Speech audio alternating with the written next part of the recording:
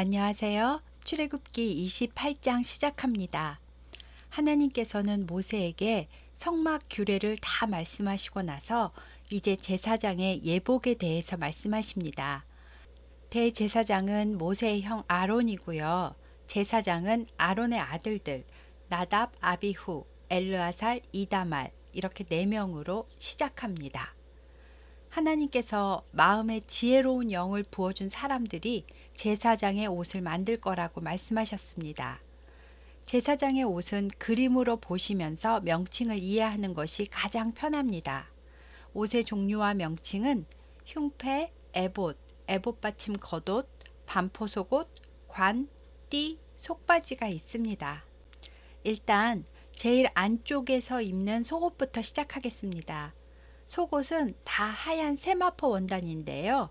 28장 42절에 속바지라고 나와 있는 것이 우리나라 고쟁이 같은 무릎까지 오는 반바지입니다.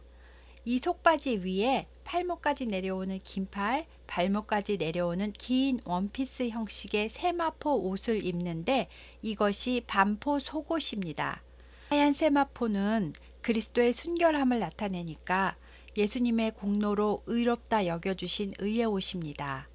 부끄러운 수치를 가려준 옷이고 거룩하게 구별된 자가 되었다는 뜻입니다. 이 옷은 박스형으로 통짜니까요.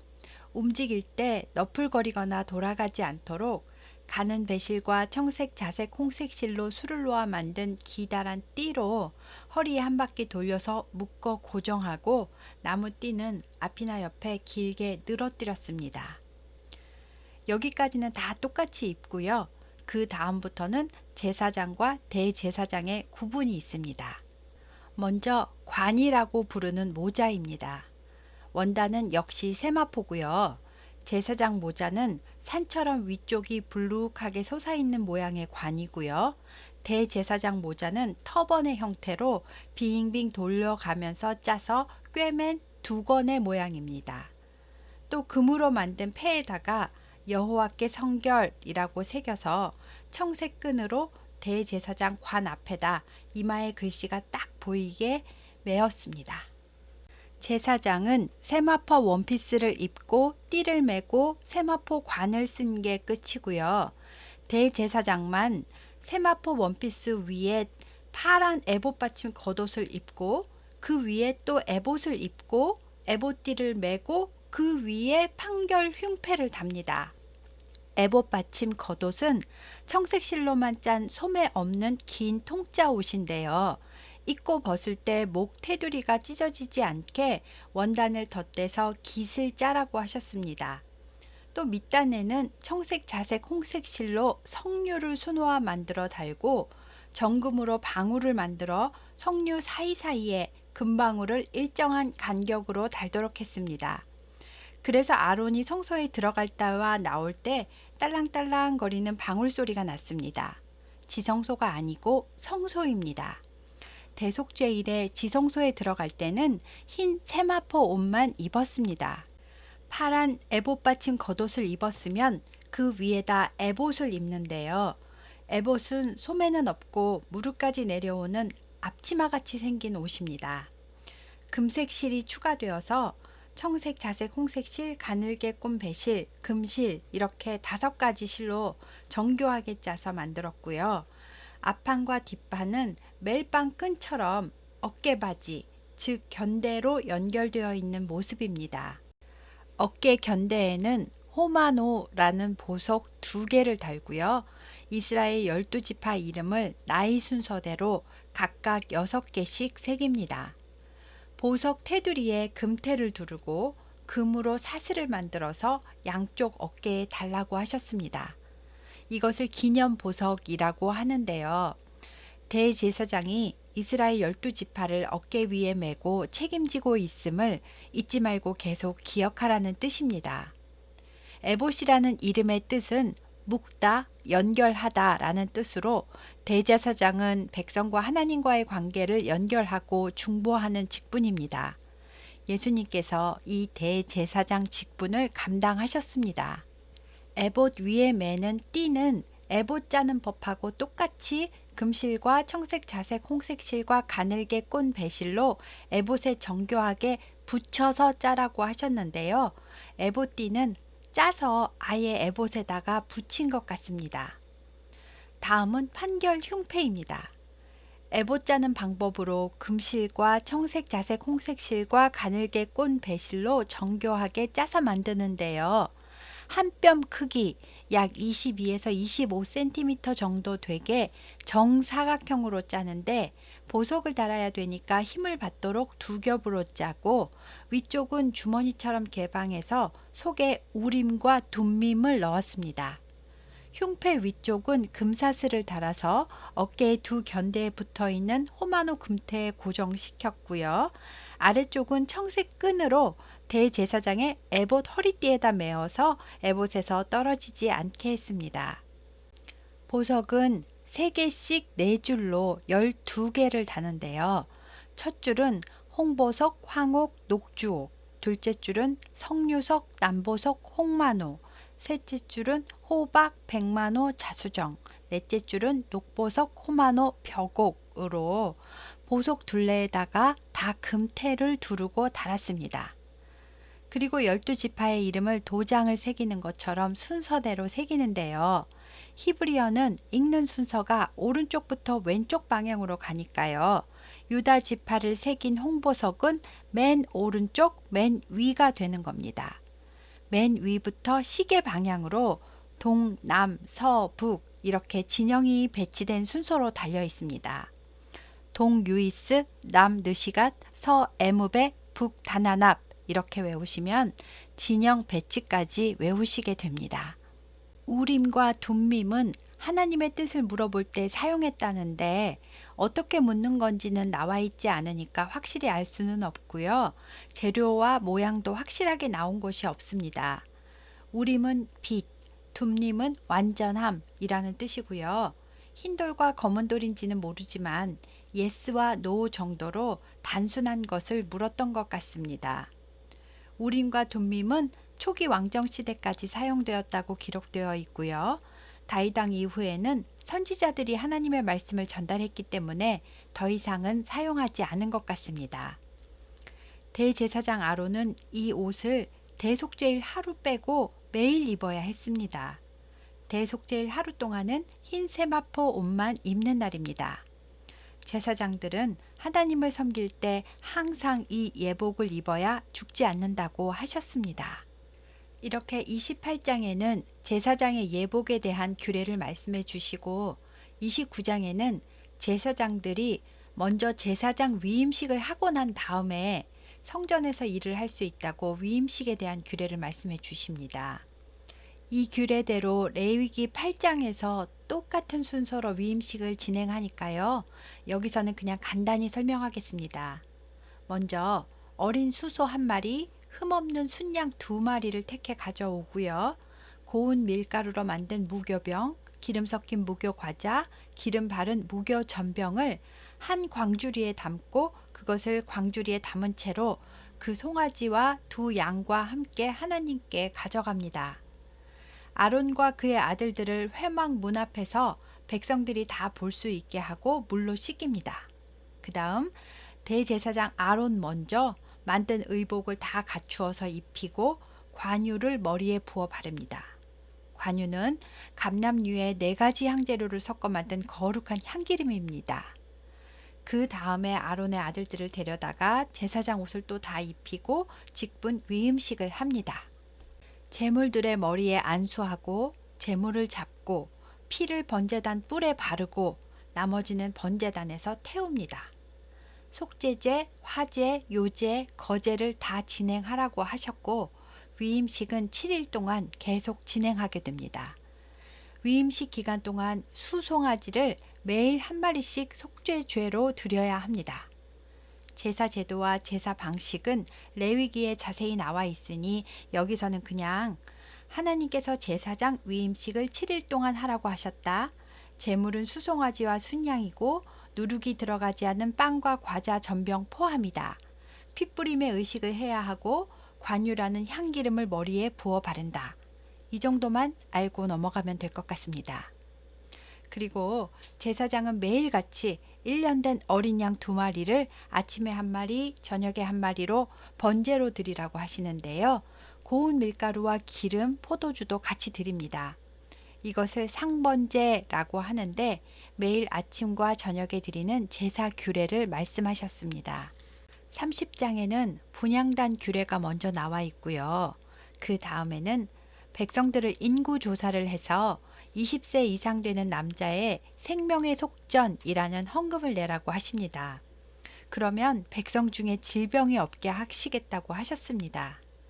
제사장이 소유하고 있는 저울에 달아서 즉 성소의 세겔로 반세겔을 내는데요. 성소의 세겔은 9.6g이고 일반 세겔은 11.4g이라서 성소의 세겔이 일반 세겔보다 조금 더 가벼웠다고 합니다. 반세겔이니까 9.6을 2분의 1을 하면요. 은 약 4.8g을 내게 되는 겁니다. 이 돈은 주로 성막을 유지하는 데 사용되었고요. 나중에 신약에서는 성전세로 세금처럼 걷게 되었습니다. 이것은 1년에 한 번 내는 세금인 것 같습니다. 이 생명의 속전은 빈부의 차이가 없이 동일하게 반세겔을 내는 거고요. 애굽의 종살이에서 구원해 주신 하나님의 은혜에 감사하고 이것을 기념하는 의미가 있습니다. 속전이라는 것은 죄에 대한 보상금이라는 뜻입니다. 그 다음 상등 향품을 만드는 규례입니다. 거룩한 관유라고도 하는데요. 성막의 모든 기구와 제사장에게도 바르는 거룩한 오일입니다. 액체 모략, 즉 감람나무 진액 500세겔, 육개, 즉 계피와 비슷한 녹나무 250세겔, 향기로운 창포, 즉 연못가에 자라는 창포 250세겔, 계피 500세겔을 2대 1대 1대 2 비율로 하고 감람유, 즉 올리브 기름을 한 흰 3.66리터에 담그는 건지 끓이는 건지 아무튼 향을 제조하는 방법대로 향기름을 만들어서 회막과 증거궤와 모든 기물에 발라서 거룩하게 구별하라고 하십니다. 또 소합향, 나감향, 풍자향, 유향을 1대 1대 1대 1 비율로 향 만드는 법대로 제조해서 소금을 쳐 성결하게 하고 곱게 빻아서 증거궤 앞에 분향단이 있는 곳에 보관하고 분향단에서 향을 피울 때 사용하도록 하십니다. 거룩한 관유와 분향할 향가루는 개인적으로 사용하면 안 됩니다. 이것을 일반 향수로 사용하면 백성 중에서 끊어진다고 하셨습니다. 31장에 하나님께서 유다지파 후레손자 브살렐에게 성막 짓는 총책임을 맡기라고 하셨고요. 단지파 아히사막의 아들 오홀리압을 브살렐과 함께 하게 해서 규례대로 성막을 짓게 하라고 하셨습니다. 하나님께서는 이들에게 지혜와 총명과 지식과 여러 가지 재주를 주시겠다고 말씀하셨습니다. 그리고 7일째 되는 날 안식일에는 일을 하지 말고 6일 창조하시고 7일째 쉬신 하나님을 기억하고 기념하라고 하십니다. 이것을 안 지키면 죽는다고 강하게 말씀하셨는데요. 안식일은 주일이 아니라 금요일 저녁 해질 때부터 시작한 즉 토요일을 거룩한 안식일로 지켰습니다. 이것은 신약 시대에 와서는 안식일의 주인 되신 예수님께서 안식 후 첫날 즉 일요일에 부활하심으로 그 후 초대교회는 예수님께서 부활하신 날을 안식일을 대체하는 거룩한 주의 날로 지키면서 모여서 함께 예배를 드렸습니다. 성령이 강림한 오순절도 안식 후 첫날 즉 일요일입니다. 그래서 한 주의 시작은 일요일 즉 주일입니다. 주일을 한 주가 끝나는 날의 개념으로 이해하시면 조금 성경적이지 않습니다. 모든 날이 주님의 날이지만 우리가 주일로 지키는 주의 날은 나의 일을 쉬고 주님을 생각하고 하나님께 예배하고 성도가 서로 떡을 떼며 교제하고 말씀을 배우고 묵상하는 날입니다. 안식일은 법 아래 있는데 반해서 주일은 은혜 아래에 있기 때문에 주일날 교회 안 가면 하나님이 죽이신다고 성경에 써 있잖아. 이렇게 말하는 것은 잘못된 말씀입니다. 구약에서 율법을 주신 뜻은 변함이 없지만 우리는 육체의 안식과 더불어 영혼의 안식을 누리는 그리스도인이기 때문에 율법에 매이진 않습니다. 하지만 주의 날의 의미를 정말 아는 그리스도인이라면 자기 일을 내려놓고 주일에 옷깃을 여미고 스스로 겸비하여 모이기에 힘쓰고 말씀을 배우고 자기 영혼의 필요를 채우기 위해 교회 나가서 예배하게 되는 것입니다.